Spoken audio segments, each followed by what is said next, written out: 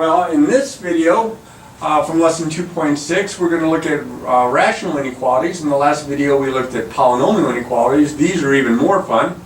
We start with the definition. Let f of x be a rational expression. Then an inequality of the form f of x is less than 0, greater than 0, less than or equal to 0, or greater than or equal to 0 is called a rational inequality. Very similar definition to the polynomial inequalities. And like the polynomial inequalities, to solve it we want to get one side equal to 0. We're going to factor both the numerator and the denominator, because what happens here is if we have a rational expression, even if we bring stuff over from one side to the other, we're going to rewrite it as one large rational expression. We're going to factor the numerator and the denominator. We're going to find our key values that way and mark them on the number line. Then we're going to check our test intervals. We're going to, or I should say, test our intervals on the number line so that we can see when it's positive and when it's not, when it's negative. And then we're going to, of course, be very careful with boundary points or the key values, because it may be a boundary point that makes the denominator 0, so we'd have to exclude it even with an equal to. And then, of course, we're going to write our solution set in interval notation. And I have 4 examples here. 2 of them come off the semester exam review, including the first one here. Now, this does not have 0 on one side, so I'm going to subtract 3 from both sides. And I'm going to get a common denominator here by multiplying top and bottom, because it's like over 1, by x minus 6. And of course this is 0. So I end up with, all over x minus 6, I end up with x minus 3x minus a minus plus 18 less than 0. So that gives me, if you factor the numerator here, let's see if I have that right. Yeah, if the numerator does not factor here, I thought it did for a second. So I have x minus the 3x plus the 18. Oh, hang on a second, I haven't combined like terms yet. Oh, I was getting worried here. Negative 2x plus 18 all over x minus 6 is less than 0. So I'm going to go from here up to here. And I can factor a negative 2 out of the top. That would leave x minus 9, and that's all over x minus 6 less than 0. Now the reason I do all those steps is to see those key values that make the numerator and the denominator 0, which would be 6 and 9. So I'm going to put my number line here, and I'm going to put those 2 key values of 6 and 9. And then I'm going to test all 3 intervals. I'll take a value from here like 10. This is negative.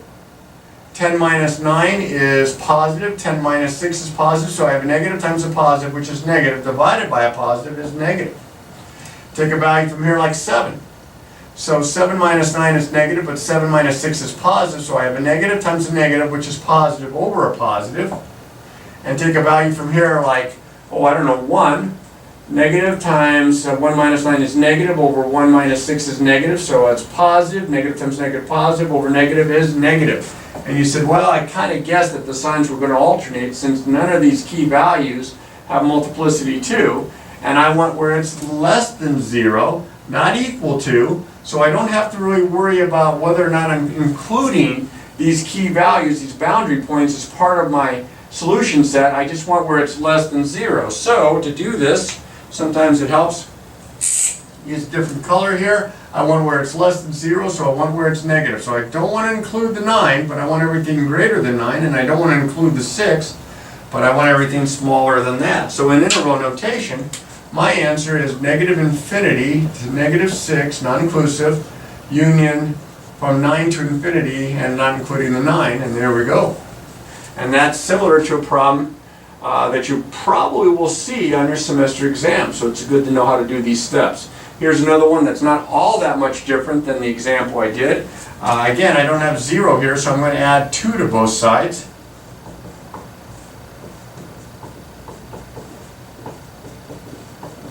Which of course is the same as 2 over 1, so I'm going to get that common denominator of x minus 1.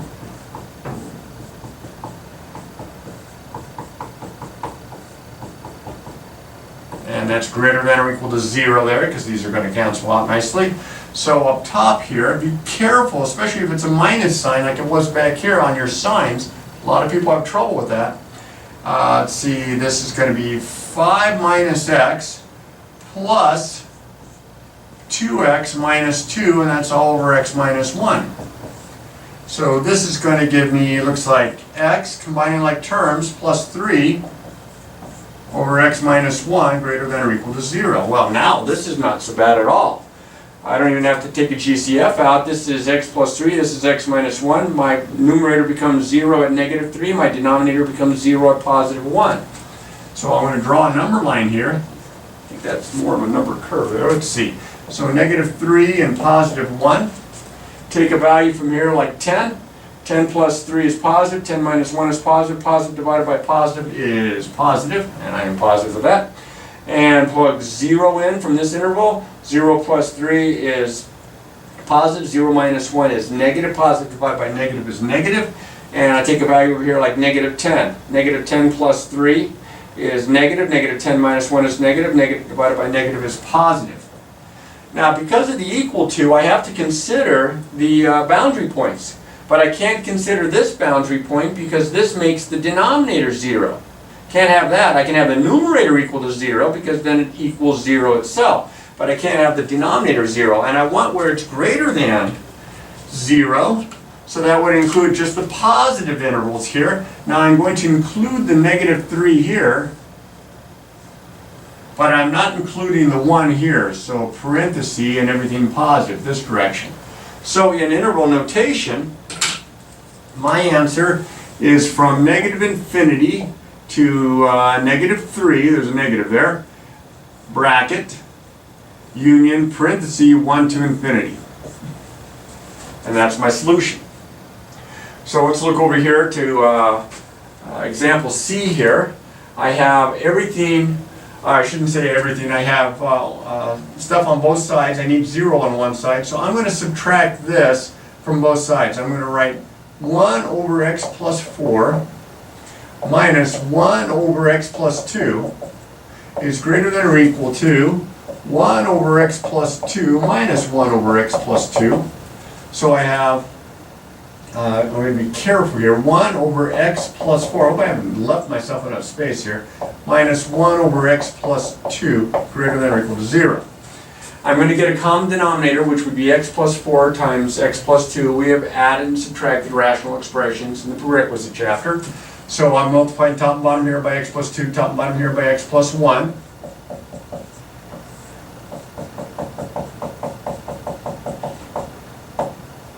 Top and bottom by x plus 4. Got to be careful of that subtraction sign. Careful, careful, careful. Now I'm going to put it all over the common denominator here of x plus 4 times x plus 2. This is going to be x plus 2 here.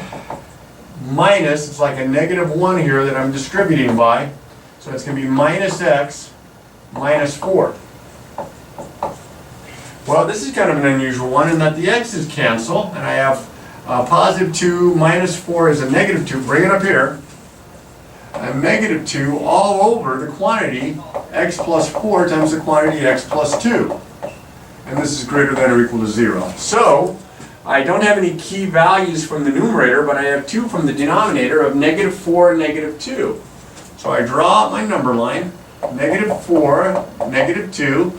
Even though it has an equal to, I'm not including either one of these boundary points because they make my denominator 0. And let's test the intervals. Let's take a value from here like 0. The numerator is negative. The denominator would be positive times positive. So that's negative over positive or negative. Take negative 1 here. That stays negative. Negative 1 plus 3 is positive. Negative 1 plus 2. Oh, excuse me, negative 1. Heavens to Murgatroyd. Negative 3. Goodness. So negative on top, negative 3 plus 1 is positive, negative 3 plus 2 is negative, positive times negative is negative, negative over negative is positive. That was a long time coming. And then take a value over here like negative 10. This stays negative, of course, it's constant. This would be negative, this would be negative. Negative times negative is positive, negative divided by positive is negative. Whew, I want where it's greater than or equal to 0. Well, it's not equal to 0 for any of these, but it's certainly greater than 0. Right there in the middle.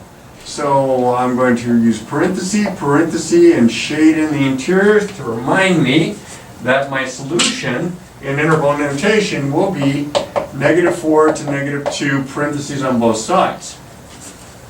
All right, I have one more example here. This is also one off the review. As you can see, it's circled with the red, just like part A was. And just like this problem, the variables are on both sides. I have rational expressions on both sides. I'm going to bring everything over to one side. Students like to cross multiply. And you have to be really careful when you do that, because when you cross multiply with an inequality, what can happen is we don't know if what we're multiplying by that has the variable represents a positive or a negative, because you know that if you multiply both sides by a negative, the order changes. So you're better off bringing everything to one side. I wish my algebra teacher had taught me this way. I was doing it the hard way for years. And I'm going to go ahead and subtract this from both sides, but I'm going to be lazy. I'm going to start factoring. X minus 3 times x minus 1. I'm going to subtract this from both sides. So 5 over, and I'm going to subtract and write it in factored form here. Don't need to write it in factored form on this side, because that's just going to become 0 here. So I can see I'm going to need a common denominator, which looks like, with these factors in the denominators, x minus 3, x minus 1, and x plus 3. So multiply top and bottom by x plus 3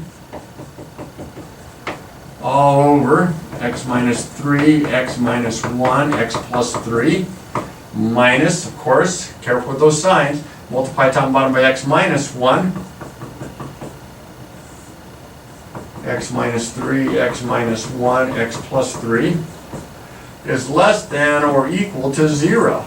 Now let's get this all over the common denominator.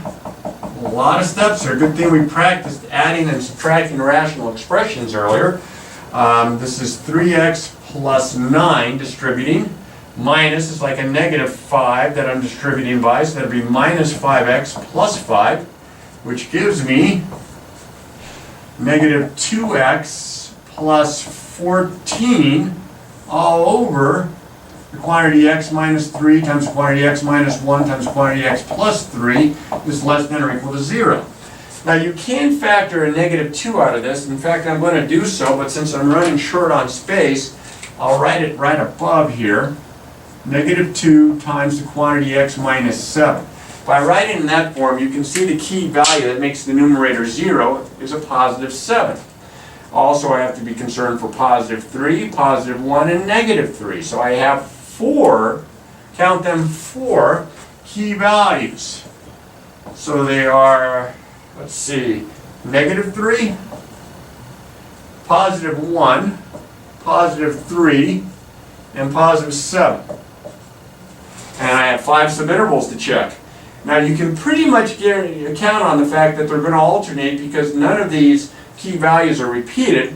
But you know, you want to make sure, don't just do one and then alternate them, because maybe you made a mistake on the first one and they're all wrong. But if I take a value over here like 10, -2 times, -2 is negative, 10 minus 7 is positive, so that's negative on top, positive, positive, positive on the bottom. Negative divided by positive is negative. And then they should alternate, but I'll do one more to play it safe. Let's take 5. So that's negative here. This will be negative, so negative times negative is positive. This will be positive, positive, positive. Yep. And they are going to alternate. Again, you can tell this because none of the key values are of multiplicity even. So now I have those values less than or equal to 0. I have to be careful. I want to include some of these key values, but not all of them. I certainly don't want to include the 3, the 1, or the -3. So I will include the 7, and I want where it's less than 0. So I want this, so I'm including the 7. But I don't want to include either one of these, and I don't want to include the -3. So in interval notation, this is from -infinity to -3, union from 1 to 3, union, bracket here, from 7 to infinity. We, again, keep the bracket because we want to include that 7. The 7 makes the numerator 0, not the denominator.